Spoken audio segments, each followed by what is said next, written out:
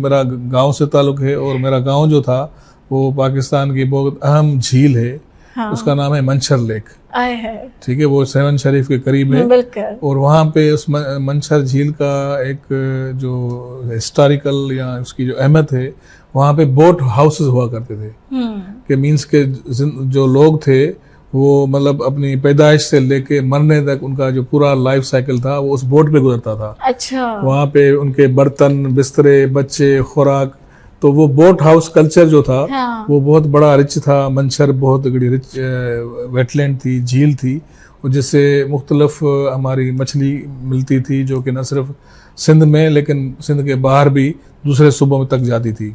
और वहाँ पे काफ़ी परिंदे थे, जो हमारे देसी परिंदे, मकामी परिंदे भी थे, और जो माइग्रेटरी बर्ड्स आते हैं साइबेरिया से विंटर में, उसका भी वो हैबिटाट था, मस्कन था। तो वो एक तो मेरी मंछर झील का मैंने उरूज भी देखा और फिर उसका जवाल भी देखा।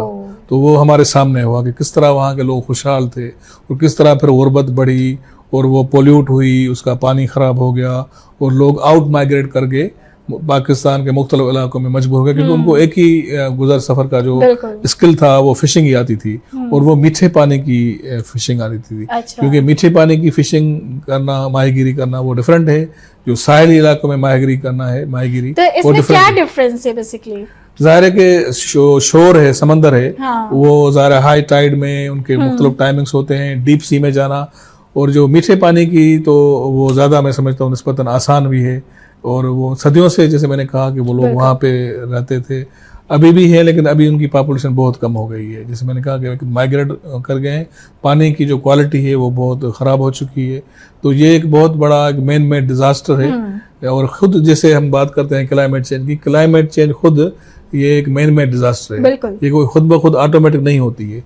तो उसमें जो हमारे जो मेजर सोर्सेज हैं, 3 हमारे फासिल फ्यूल्स के हैं, जिसमें जो तवानाई के वसाइल हैं, जिसमें कोयला है, तेल है, गैस है, जिनको हम फासिल फ्यूल कहते हैं, और ये नाकाबिल तजदीद हैं। ठीक है, एक दफ़ा हमने ये इस्तेमाल कर लिए तेल को, कोयले को, गैस को, ये ख़त्म हो जाते हैं। तो सबसे ज़्यादा जो ग्लोबल वार्मिंग के जो असबाब हैं, यही जो इन तवानाई के वसाइल से जो 3 मेजर जो कार्बन एमिशन होती हैं, ग्रीन हाउस गैसेस एमिशन, जिसमें कार्बन डाइऑक्साइड, मीथेन और नाइट्रस ऑक्साइड, ठीक है ना, ये जाके पूरी हमारे माहौल को और जो हमारी एनवायरनमेंट को ग्लोबल वार्मिंग कंट्रीब्यूट करती हैं।